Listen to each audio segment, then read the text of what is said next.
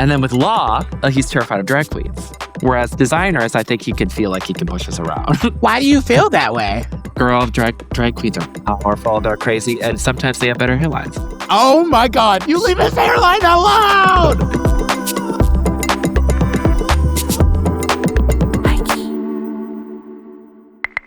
Where is your stress level or excitement level? Because you have a lot going on this week. By the time this episode is out, it is literally your birthday. I'm saying this whole week is your birthday. I mean, clearly the look. But where's your, on the scale of 1 to 10, how much are you stressing out around this whole yard sale, drag sale thing that you're doing and inviting random people to your household right now? I want to say I'm at like a 7 because I've been in the 10. Like I've been in the 10 honestly before this week. Like last week when I was panicking, thinking about like how much I need to have done and being like, oh no, it's impossible. There's too many things. Yeah, like that was a 10. I was losing sleep over a 10. Right now I'm at a 7 because for some reason I like tapped in to be the most like focused together person I've ever been in my life. Bitch, I literally spent all night last night making spreadsheets. I made spreadsheets. First of all, I didn't even know Yvie Oddly knew what a Google, doc or a sheets or a spreadsheet. I had no clue that was even in your vibe. I still don't, girl, to be honest. The only spreading I do is my legs, girl. Oh my God. No, because this goes back to what I was saying like last week when we were talking and just being like adulting is at a new high. And I am just constantly like trying to figure out what my life is trying to give. And I want to go on a vacation, but I'm trying to be like, well, am I financially like responsible? Like I'm trying to make these tough decisions where I wish I was just like 19-year-old Ryan and would be like, fuck, who cares if my, not my stand, who cares if my, my bank's accounts are in the negative? I'm going to PV. I'm going to this trip. But no, now, 32-year-old Ryan, I'm like, I want to be financially responsible. And who cares if I get a whole invite to a branded trip? I'm not going if I'm not prepared. I don't know, girl. Okay, because that's also the thing is you still deserve a trip. Like a part of what should be my stress right now is that I spent all weekend literally tripping. Like I went to Honcho for the first time.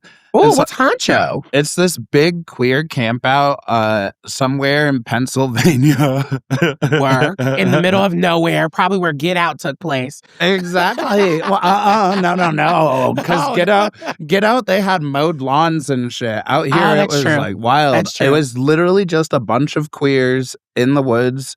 And like for like 3 or 4 days, I just spent every day like baking in the sun, like baking in Mother Nature's mushrooms, completely naked. And so to come back to society immediately after that, I don't know, I snapped into right brain mode, but I am celebrating. I thought, was this also like a festival thing? Because I could have sworn when I was like stalking your stories, you were on stage too. So what, is that a part of this whole thing? No, okay, so that's what's wild is the only reason I left being a queer naked in the woods with my dick out, like in the drugs in, was I got booked to open for this band. Have you ever heard of King Gizzard and the Lizard Wizard? That's their entire name. Yeah. Oh, okay. Works. I have never actually. I thought you were being Yvie. You were just like actually just adding words. Yeah, just like make it. Because you are a rapper. You got the bars. Well, I mean, apparently so are they too. It's just like this Australian jam band. That's got like a cult following. I've like heard my hipster friends talking about them since I was in high school.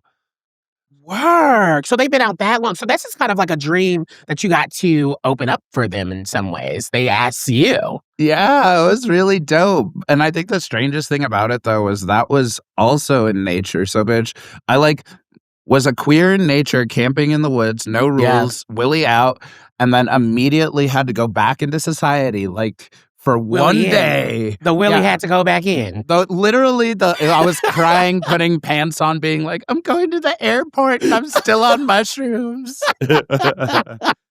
Oh my God, that's so wild. Well, I mean, it sounds like you had a good time. I feel like my like weekend was actually so busy. I don't know what got into me, but like I'm really someone that is really bad at saying no. I can't make it. I will always be like, yeah, I'll try to come. Like, I'll make it. And I ended up getting myself stuck into like going to like technically it was 4 events back to back, where I had friends like, a friend of mine had a rosé fest where literally everyone had to bring a rosé bottle and just get drunk in the pool. It was basically a pool day. Okay, that's kind of cute. I was going to say I would skip that, but pool day, I'm in. I started the day with that. And then I ended up going to, I was like, okay, I got to make it to my other friend's event that was kind of like a day party in my neighborhood. And it was like the first time she was doing something like this. And she was selling cocktails, like frozen drinks. And so I was like, okay, I'm going to come and support and like, show the vibes. And that ended up being really fun because I went from like relaxing by the pool to Black people throwing ass to Yin Yang Twins. And then I ended the night at Sam Sanders, podcaster extraordinaire. I ended the night at his wonderful party, which I ended up meeting people from our team. Shout out to Bo, shout out to John. I ended up meeting folks from our team there in real life. I saw Bo and was like, I know I don't know a white man that looks like that. Is that Bo? Wait, how tall is he? Because I know we're both tall. We're both tall. I think was I a little bit taller than Bo? I had on a loafer. I feel like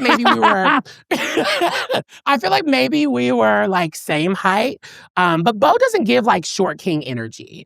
John, however, we are the same height for sure. Yeah, I was kind of shocked by that.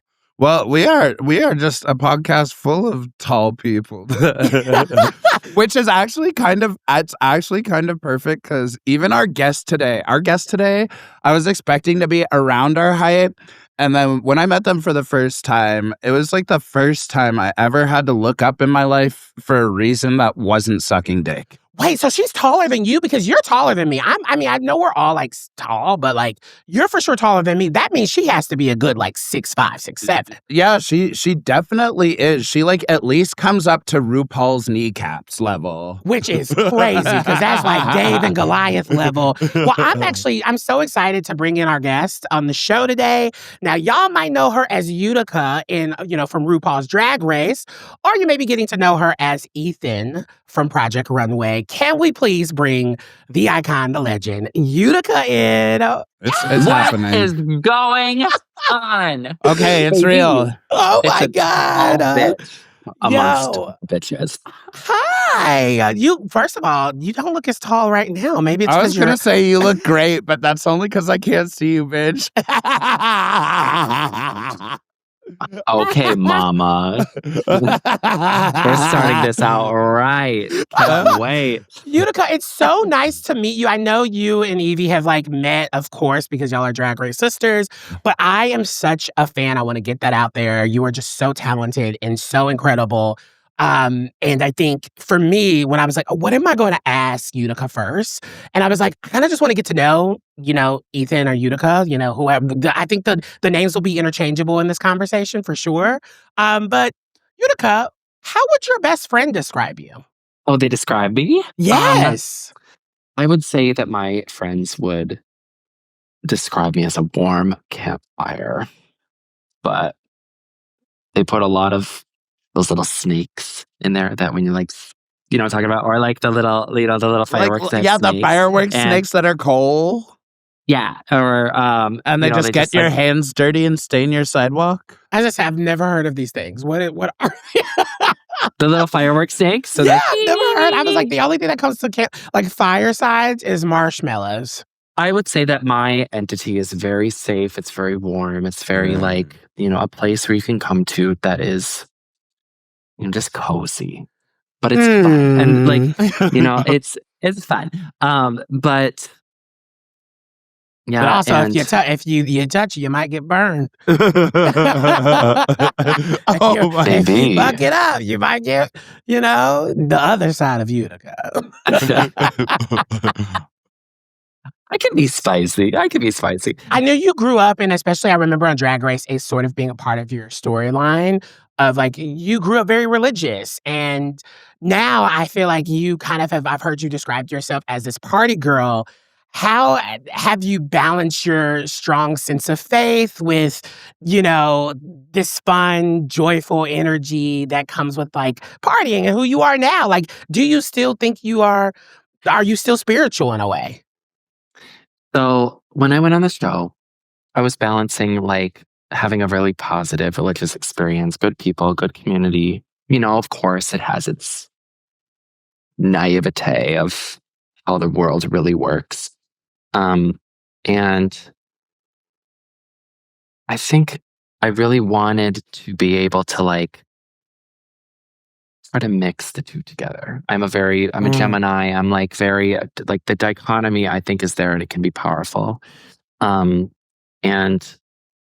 the faith got me through really difficult times. And I found that I didn't want to quite give up my religion. But I wanted to adopt my new religion of drag and like being queer. And like, it's like what I believe in because it's what I've made. It is my truth. It is my guiding light. And it's helping me express myself in a way that religion never could. And I wanted to just keep this, this love, these good morals that I got growing up. And as I got into the real world and I experienced Drag Race and I got to go all the way around the world, I realized that my worldview was really closed. Yeah. What I believed of the world was wrong. It is so eclectic. There is not just one way to believe. There is so many, and like you can be your own spirituality. And so I wouldn't say that I am like an Adventist anymore, but I will say that I have become my own spirituality, where I don't really take the pillars of the religion with me anymore because I was born into it. I didn't have like a choice growing up. And so as I grew up and I have become my own, I get that choice now. I don't have to bend to something that was spoon-fed to me for my whole life. So I want to believe in something more. And I'm obsessed with like learning everything and like taking it all in and realizing that there isn't just one way anymore. I think that is a completely closed way to think about life. And it closes you off from so many beautiful people in the world. So why would I limit myself when I am infinite? When you were thinking about that and learning... she's done mushrooms. But when you were like thinking about that and kind of understanding that it isn't just one way, did that also trickle into like your politics? And especially as you figured out that your drag is political and the way that you show up in the world is political, was that also a part of your overall journey about learning more about yourself and breaking free from maybe what you were once taught? Of course. Like, I think that all drag is political because we're bending gender. We are bending this idea that we can be one thing, that we are one thing. And I realized that, with the pillars of the religion, it's not gonna help with the change. Yeah. Like religion is so steadfast in their beliefs and they're relatively closed-minded. And so I realized I was like, I need to open up my mind. I need to open up my heart. I need to open up everything to let the world in. Is your family still that religious? Like, is your family still in like the religion heavy? So, my parents, of course, are still like, this is their light, this is their truth. So, of course, they're still in it. But they've grown to accept that it is not something that you push in somebody. Yeah. It is, we have become individuals in our own right, and we live a beautiful life with what we believe in. So I feel like my mom's on that journey right now too. I totally can relate to that, where she's like finally at her age is like realizing like, oh, this is my child and I'm going to ask certain things to show my child that I do care and will always be there. And so I totally relate to that. Exactly. And I think we need more of that. For sure. I think believe what makes your heart happy, but don't let it exclude the people you love. Don't let it exclude the, others that are in the quote unquote other. Because you don't know when some faggot is going to come into your life and change it. Right. Yeah. If you're going to exclude these queer people, they're the best people. They have literally unlocked the Matrix. Period. I feel like queer people are like have woken up on a different like sound wave sort of thing.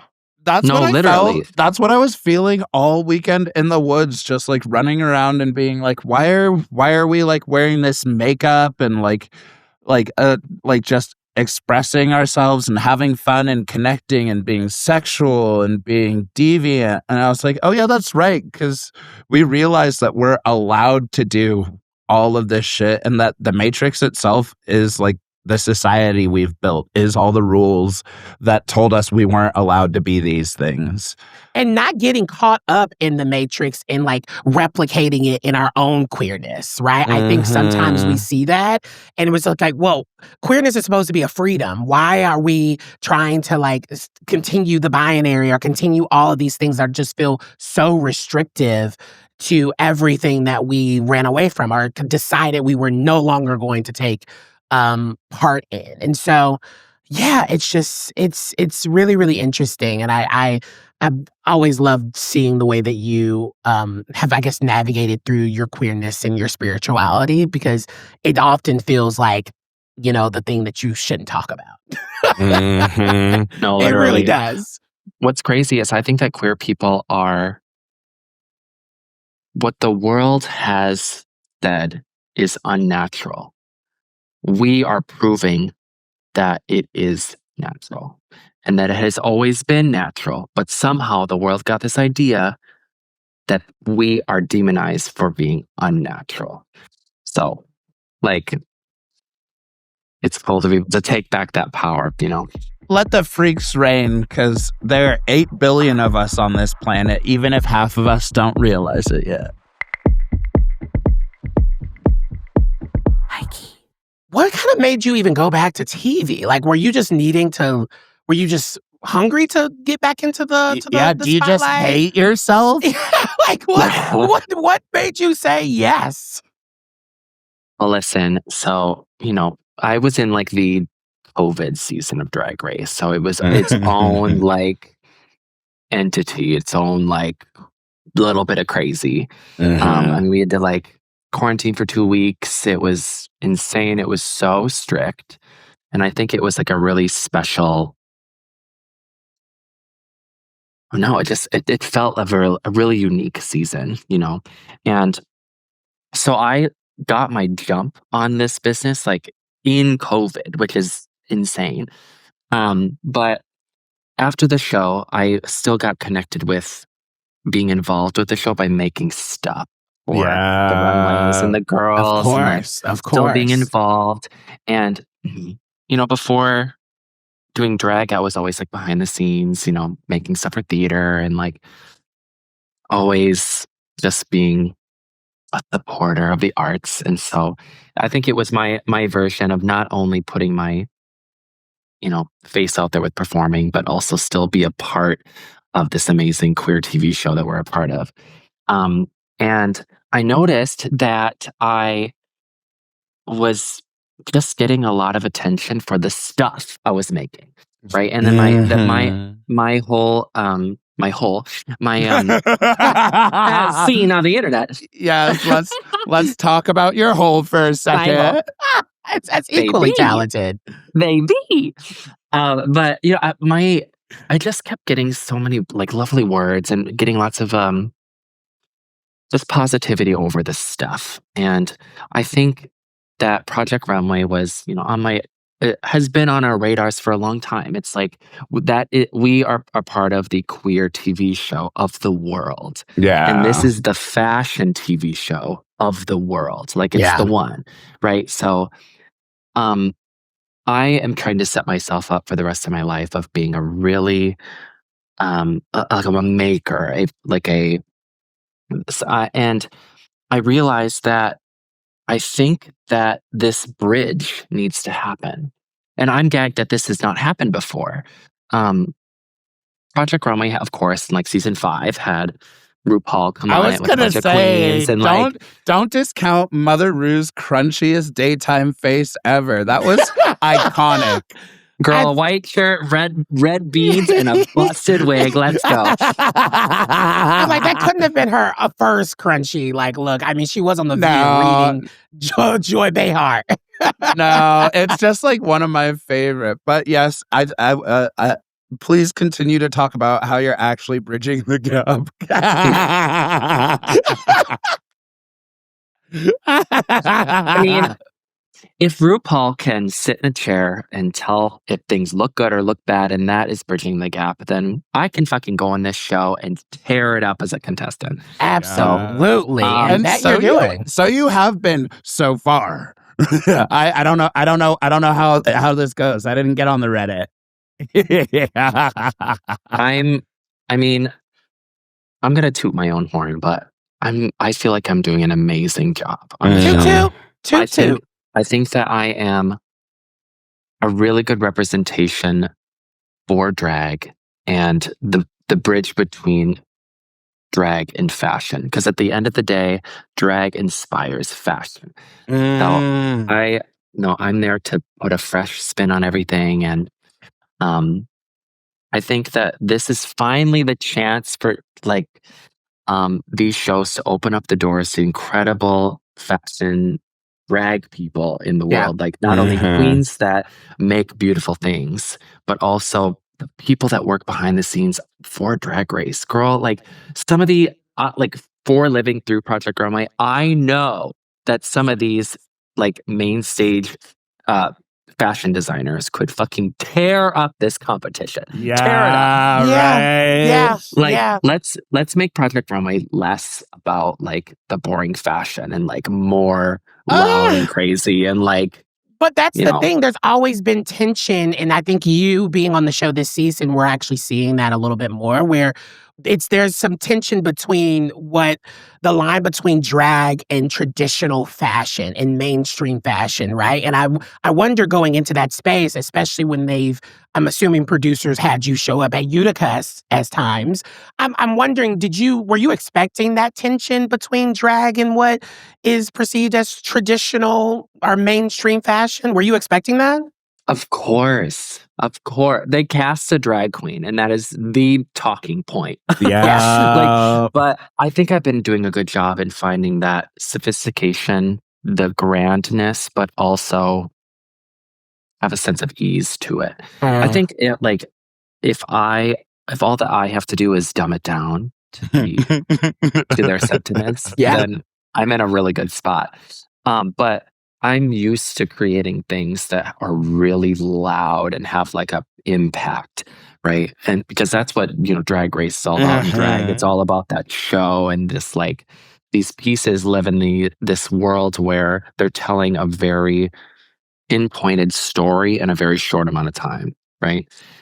So with Project Runway, it's about how do you create pieces that have not only longevity, but a sense of ease for the consumer. For sure. I think that's like why it's been really, really delicious to watch you on this, though. Not to toot your horn too much, but I appreciate that you're following a lot of like what the path of the universe just has for you, because drag as an art form itself is something that I feel like a lot of us queers who get into it really get into because we are artists and creatives in so many other ways, and like maybe struggle to find a place where we're allowed to put ourselves first or our vision first in that world. But just being a drag queen does not limit what you are able to express out in the world So like for real, thank you for like chipping away at this barrier.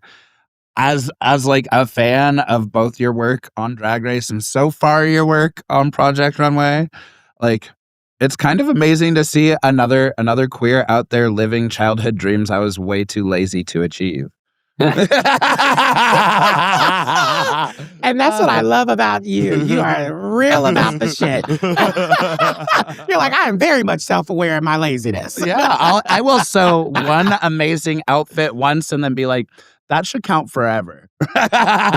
Absolutely. What's the difference between a Drag Race critique and a Project Runway critique? Ooh. So I think the main difference is that we get this discourse a lot with Drag Race, is a lot of the prep for Drag Race is done beforehand, right? So they are critiquing what they're seeing and they are hoping you can change for the next runway, when in reality, that's not possible. Work. The only thing that I think we could really change is like our makeup, or like, you know, they don't give us time to evolve throughout the competition. I mean, okay, this is where I'm totally gonna disagree with you though, because I don't know, maybe they like changed the rules or some shit, but on our season they let us like take things home. And literally the entire time I was not in that workroom, I was still going through my own little Project Runway in my hotel room, like sitting there watching Naked and Afraid, being like, wow, I'm also surviving, just like stoning a caftan that may or may not be worn on this show ever. But that is mostly, I agree with what you're saying about the fact that they are mostly judging you on what you've brought to the competition before. What would you say is, I guess, the most challenging thing about Project Runway's critiquings then? Besides Law Roach being what it seems like it's meaner, but also juicier. I mean, because he's on Drag Race, and I feel like he's kind of nicer on Drag Race. I was not expecting that. Which I kind of live for, but like it's just interesting. Yeah, I think that the difference is like, you know, you do a substantial amount of prep work for Drag Race, whereas with Project Runway, you could literally just pack a sewing bag, some patterns, and go. Yeah. And then the magic is happening there. Like, you're spending hours and hours and hours and hours and hours there sewing, and they're critiquing what they're seeing. And you can actively shift the work every single week. Like, there's more room to like physically play, right? And then with Law, I think he's terrified of drag queens. Whereas designers, I think he could feel like he can push us around. Really? Why do you feel that way? Girl, drag queens are powerful, they're crazy, and sometimes they have better hairlines. Also, oh my God, you leave his hairline alone! It's real. Please! Also, though, I think we had Lena Waithe on last week, and she said something that was interesting to me, like where she felt kind of like an outsider as a guest judge, you know, because you're just speaking on some shit you're seeing. So It's not saying he's not qualified to judge Drag Race, because he's actually one of my favorite additions to the panel. But, you know, he's great. He's not going to go as in on what these queens are doing, because he's been working in the fashion industry specifically. So, you know, he can have a sassy opinion about my stupid cupcake butt outfit or something, but he has a lot more authority to be a cunt in the fashion world. Well, especially if it seems like you would go on Project Runway because you are not trying to, and I don't want to put words in your mouth, but it seems like the next entry point, or it's a possible entry point into more mainstream fashion spaces. And so Law is someone that occupies those spaces. Mm-hmm. Exactly. Has that changed your decision going through this process? Has it changed your decision on how you want to show up in mainstream fashion spaces? Is that something you're looking towards? Like, are you wanting to make more things for consumers? Like, where do you land now when you're trying to figure out, well, am I a drag designer, or am I this Ethan in this space in fashion? I think going into the show, I have had Utica inform the clothes, where she is my armor, my muse, my everything, right? And her sensibilities and her tastes inform beautiful clothes, right? And so it was mostly for little select moments, my entity, but moving into this space of more ready to wear, more accessible clothing, more worldly like fashion presentation, I want to still bring her with me in that way, because I think she's the reason why the clothes are cool and the clothes are interesting and the clothes have a story. Like, I'm bringing her narrative throughout everything because, like, she's my everything. Why would I leave her behind? Yeah. Of course, I evolve and the work evolves over time. And I think that I think it's really special for a queen to have clothes that people can wear, because people take our entity and they take our creaturism and they put it into a world of other, and they want to aspire to be as other as we live our daily lives, right? Yeah. And if there is a way that I can take our as creatures and put it into something tangible and physical and things that they can wear, then we're already bridging the gap just with stuff. So that's the goal. That's beautiful. Baby. Yeah. Honestly, that's very legit, because especially post Drag Race for me, in like that first year of getting used to how people are going to interact with me in the world, I will say it was very difficult to hear a lot of people come up and be like, "Oh my gosh, like you're so cool, you're so weird, you're so whatever, this or that adjective. I wish I could be that."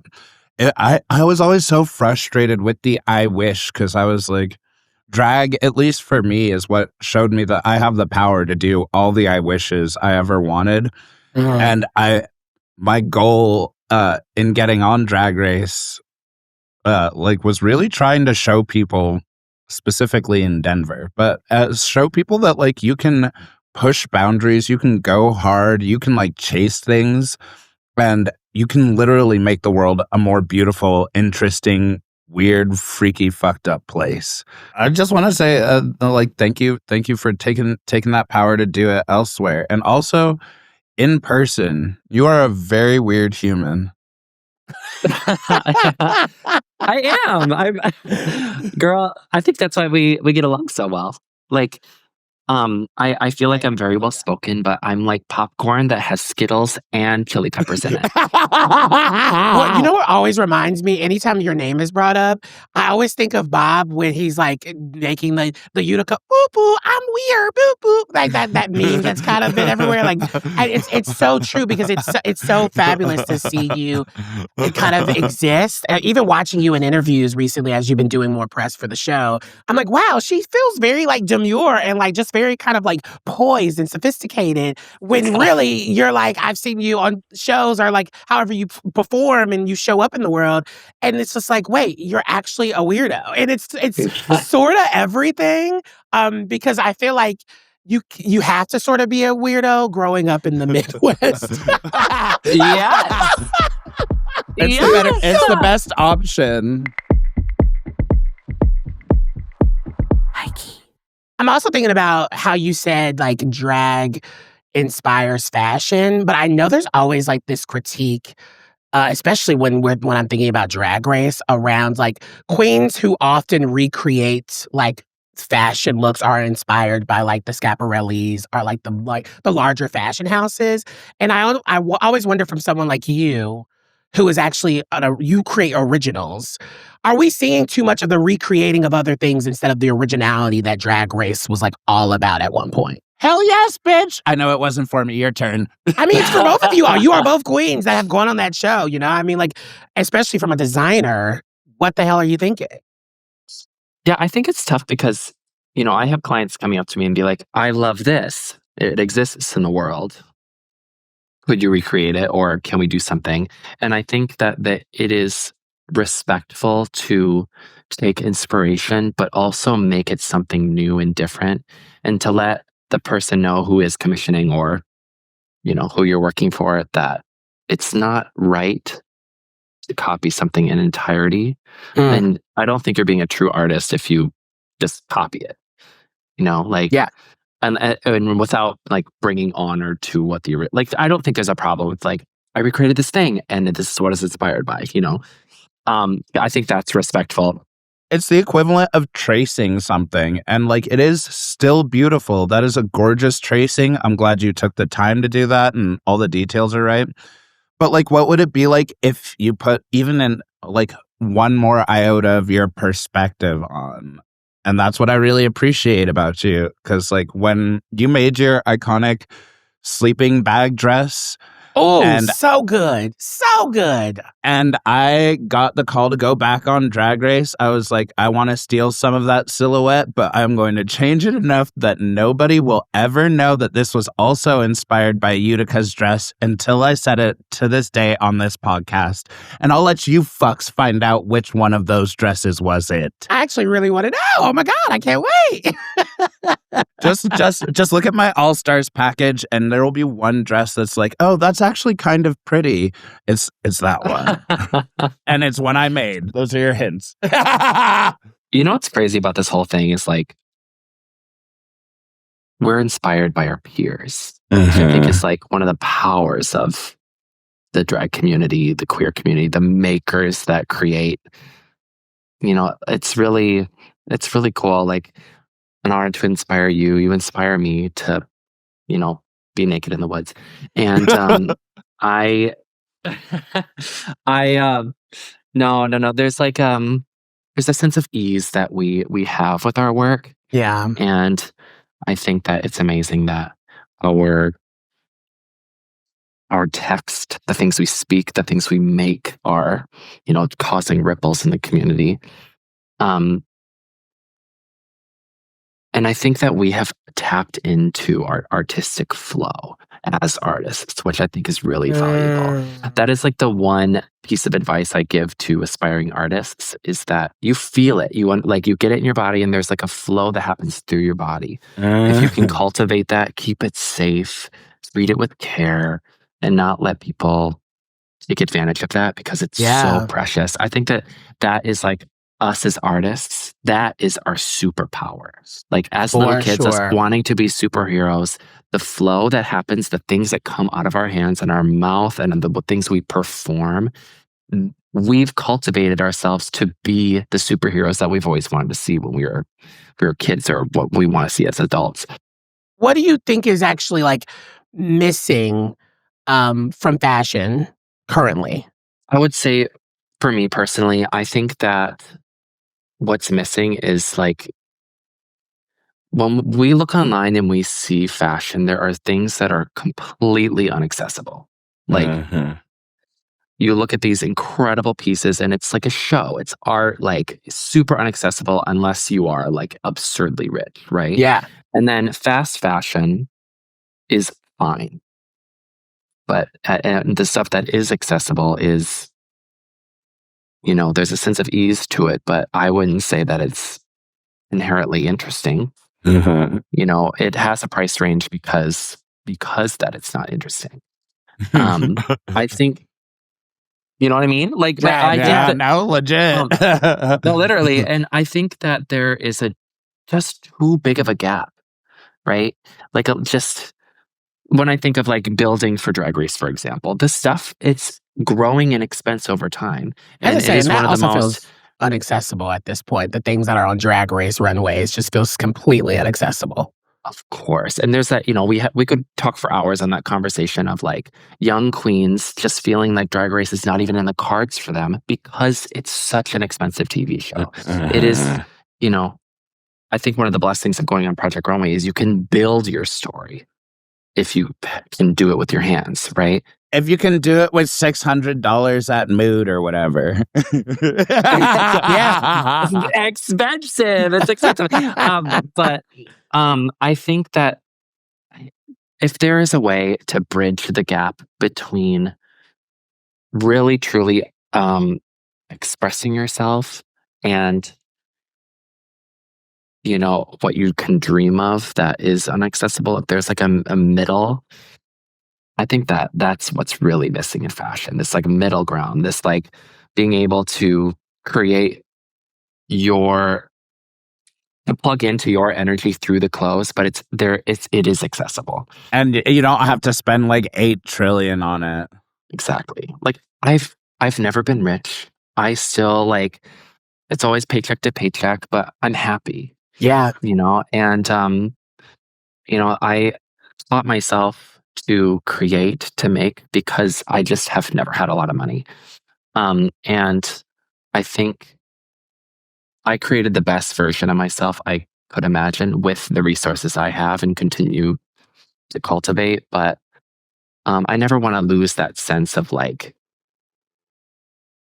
I can't have something because I don't have the money. But you know what? Yeah, I think I really am vibrating a lot with what you're saying, because it's like, it's why I really enjoyed seeing you go back on Drag Race. It's why when I saw you or seeing you go on Drag Race, and it's why I'm really enjoying watching you on Project Runway. Like, it's kind of magical to watch somebody single-handedly get team every faggot in the world out here, really excited to see our representation on a show that had our representation from the jump.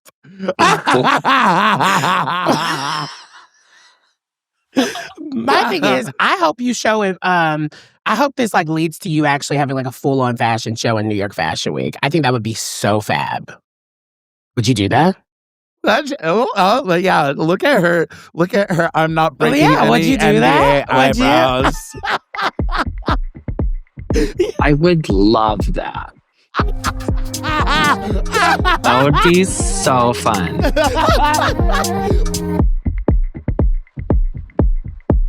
HighKey. What are you HighKey about? It could be a positive, it could be a negative. It can literally be anything that you're feeling right now. I would say I'm HighKey about, I live in Chicago, and I'm obsessed with it here. And it is one of the originators of house music. Mm-hmm. And something that I think that we do really well here is continue the cultivation of good music and good house music, techno. And we have these amazing creators here that are continuing the creation by spinning every week and just like continuing to experiment. So I'm a big music fan, and so I will just dive in. We have this party called Queen here in Chicago, which is incredible. And I just hosted the party on Sunday. It's every Sunday night, Smart Bar. Amazing queens, amazing people.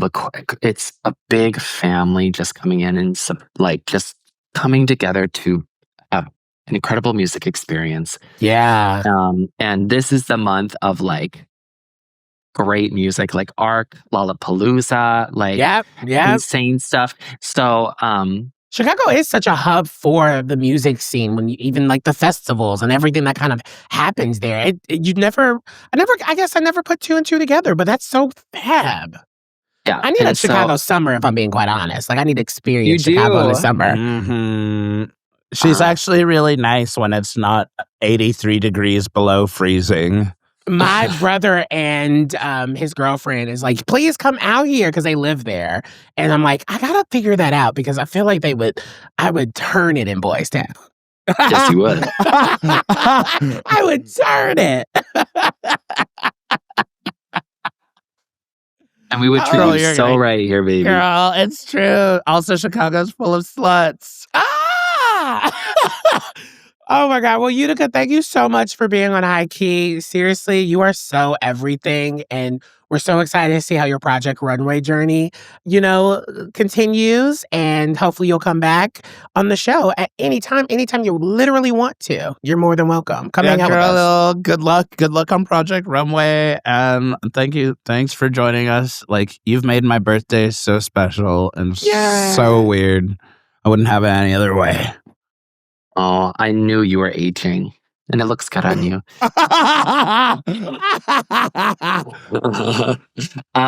Work! Hey, Siri, call my Botox.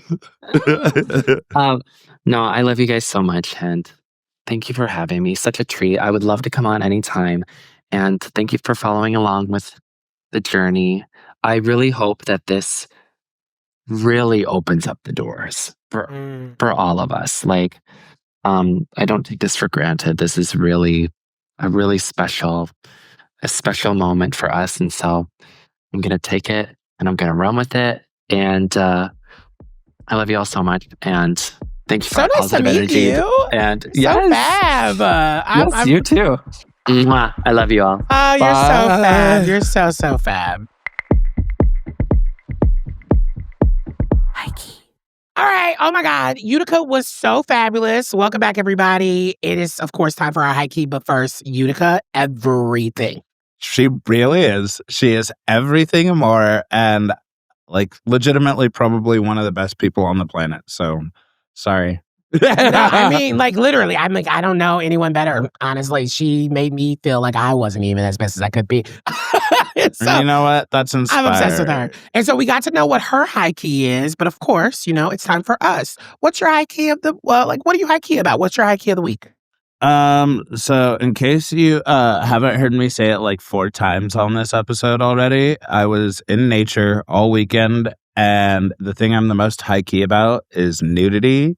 It was amazing being reminded that, oh yeah, we are all born naked and then the rest is drag. So like, bitch, yes. Why am I doing drag everywhere, every moment of my life? It took me being in the woods around all these willies to be like, oh yeah, it's totally cool if I'm naked around other people, even if they're not, you know? And it's totally cool if I accidentally get a boner, because it's human. It's normal in this shared space. Is that the most famous thing that RuPaul has ever said? You know, we're all born naked and the rest is drag? I feel like at least that's the one I quote the most, because I just love to say we're all born naked and then finish it however you want, because it is also true. Like the fact that you're starting with we're all born naked is like, you could argue anything after that. We're all born naked, so what is a woman? Right. There's so much more that it can get into. I love that. I'm obsessed with that. Okay, work. What are you HighKey about this week? You know, a lot of people have not been talking about it. Like, I need them to. I think she got it's a #1 album. But Renee Rapp hasn't necessarily like hit the next level of her career. Like, if you were to compare her to like a Sabrina Carpenter, who is like in next level superstardom. But Bite Me is such a great album because it's like rocker-esque, it's pop, and like also she has these really interesting ways of incorporating, like, of course, things about her real life, from like her breakup with her team and, you know, dragging people that she's dated in the past, and like alluding to friendships that have been rumored to kind of have fallen off from Sex Lives of College Girls. And so that album is just so good. It's been constantly on repeat. And also, I am also HighKey over the fact that there is this fake ass hate train towards Tyla. I'm sorry.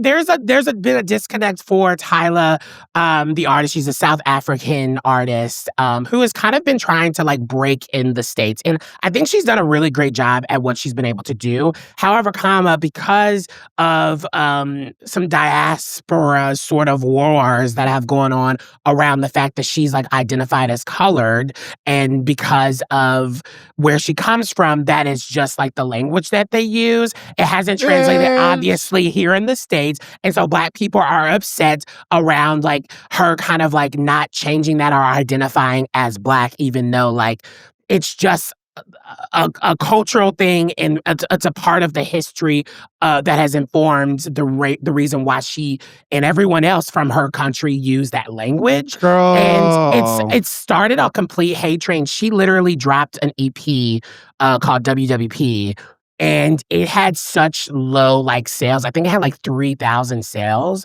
And people were like, well, it's because she doesn't identify as Black and she's trying to break out into a Black market to Black audiences. I'm like, please, can y'all like tell me you've never read a book or took a history class? Well, especially because like 20 years ago, we were called African Americans, bitch. Like the name I'm allowed to identify as has changed like 3 times in my lifetime. Like I get why colored is not a popular option for colored people here.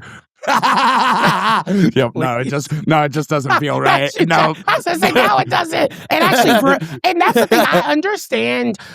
I understand the disconnect on like the reason why she uses it and the reason why it makes us uncomfortable because we have a history around that. And there is something to be said around her as an artist trying to break out here. There needs to be an understanding of the history that Black Americans or Black folks in this country have gone through, and that's the reason why that feels very like icky. Yeah. But I also do feel like at times that we are just literally trying to make a thing happen when we don't need to. And the music is good. And to be honest, she is like the only like Black girl out there that is like having high levels of low-key success. And people have deemed her to be like the next Rihanna, even though I don't know if that's actually going to be the case because people have to like you to be the next Rihanna. But I think her music is good. She's always on rotation in this house. And I just have been kind of annoyed by the discourse. I've actually been kind of burnt out on discourse altogether. I think it's been a lot. Yeah, you know what? No more discourse. How about this, y'all? Shut the fuck up. Let that be my birthday present to me. Shut the fuck up. For you to shut the fuck up or to tell everyone to shut the fuck up? Or for them to shut the fuck up and that's the gift they're giving to you? Honestly, everyone. My ass needs to shut the fuck up too. My roommate was watching one of those like Zeus shows, the one that's like about the dolls fighting each other, basically. Oh, I hate it. Yeah, it's terrible, but I did see one thing. One of these ladies like said my favorite thing on the planet because she was up there twerking and she was just like having a good time and she was like, yeah, like I'm trying to get me a good man today. Like I'm like I can twerk, I can cook, and I can shut the fuck up. And to that I say, I can twerk, I got dick, and I can shut the fuck up. Okay, y'all, so I think that is it for HighKey. What a fab week. What a fab episode. Stick around, though. Next week, we got George M. Johnson joining us. Author, activist, author of the memoir All Boys Aren't Blue, which, if you did not know, was one of the most banned books in America last year. So that's going to be wild. That's how you know it's good. It's going to be something that we talk about, of course. And I'm very excited because I think, George is going to really enjoy our energy. And they always are so smart and so wonderful, but also they're just a big key. So I'm very, very excited for them to be on the show. Yeah, we're going to bring all the laughs and spill all of that hot piping English gray tea, mama. Don't miss it. Also, in the meantime, we continue to ask if you can drop us glowing 5-star reviews on Apple Podcasts or really anywhere where you get this show and wherever you're listening. It would be so chic and so cute if you wrote a few words about how much you really love us in this show. And because we have so much change going on, I mean, literally the curtains are gone. We're figuring something else out because we hated it. But it's always really nice. It helps people find the show more if you are just like helping us with reviews. So if you're a friend of mine, if you're a friend of Yvie's, if you're a fan of ours, please, please, please leave a 5-star review. Yeah, starting next week, we're going to be dropping on Mondays. But if you're on Patreon, you'll get the episode early, plus exclusive content every week. Literally, it's the reason why I subscribe to so many Patreons now, because I love being in and getting something like quicker than I'm supposed to. It's so satisfying and it's so good. And there's such a community that's being built on our Patreon. So patreon.com/HighKey. Come on through, grab yourself a snack and a drink, and come hang out with us at the Afties. Where we're headed right now. That's enough fuckery. Goodbye. Bye.